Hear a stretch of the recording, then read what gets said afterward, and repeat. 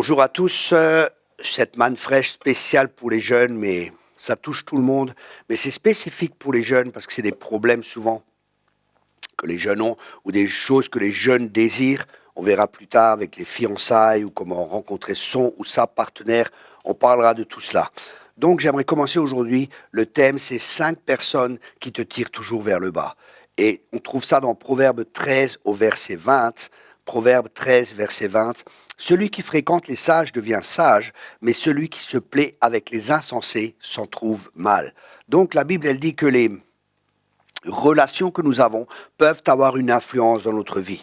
Et là, j'aimerais parler de 5 personnes, de 5 caractéristiques de personnes qui vous tirent vers le bas. Et là, il faut savoir ce que Dieu nous demande de faire, ou bien il faut les quitter, il faut se séparer, ou alors il faut les reprendre, ou alors il faut rien dire et prier pour eux. Cela dépend selon la conduite de l'esprit. Comme l'esprit vous conduit, faites-le. Le premier, c'est celui qui se moque. Ah, il y en a qui se moquent parce que vous êtes chrétien, ou si vous êtes chrétien, si vous entendez la voix de Dieu, eux ne l'entendent pas, ils se disent non, c'est n'importe quoi.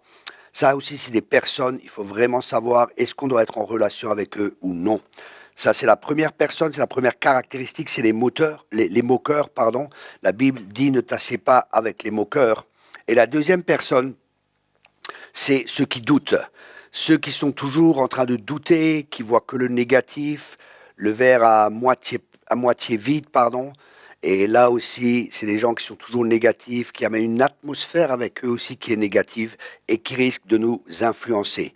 Ensuite, celui qui est un jour en haut, celui qui cloche des 2 pieds, un jour en bas. À l'église, il est super, il est en feu quand Dieu agit. Et le lendemain, quand il y a des problèmes et des difficultés, il est par terre, il est en bas. Un jour avec Dieu, un jour dans le monde. Là aussi, ça peut avoir une influence sur vous. Soyez sages, soyez avec des gens remplis du Saint-Esprit et remplis de foi, remplis de l'Esprit, remplis de joie, remplis de foi, qui vont vous booster, qui vont vous amener plus loin, parce que les personnes que nous fréquentons vont avoir une influence sur notre vie, si nous le permettons, bien sûr. C'est pour ça, entourez-vous de frères et de sœurs qui sont remplis du Saint-Esprit. Ensuite, le 4e point, c'est l'orgueilleux. Et là, il y a aussi l'orgueil spirituel, hein, et ça, je vois fréquemment surtout chez les jeunes, ils commencent à prophétiser, ils commencent à avoir des dons, ils commencent à avoir des talents, et ils croient qu'ils savent mieux que les autres, et ils se placent au-dessus des autres. C'est l'orgueil spirituel, et ça, c'est terrible. Ils sont toujours en train de critiquer. Ah, nous, on est plus consacrés, nous, on est plus ceci. C'est une forme d'élitisme qui est là. Nous sommes meilleurs que les autres. Nous croyons savoir, alors qu'en fin de compte, ils ne savent rien, parce que plus tu sais, plus tu te rends compte que tu sais rien, et plus tu te rends compte que tu as besoin de la grâce de Dieu. Ça aussi, l'orgueilleux, c'est vraiment un piège. Et l'orgueil est vraiment un des pièges principaux. Je crois que c'est le péché qui conduit à tous les autres péchés, c'est l'orgueil. Ensuite, celui qui critique, celui qui est toujours négatif, qui critique tout le monde. Quand il est avec toi, qu'est-ce que tu crois qu'il va dire de toi? Est-ce qu'il va parler bien ou est-ce qu'il va aussi te critiquer?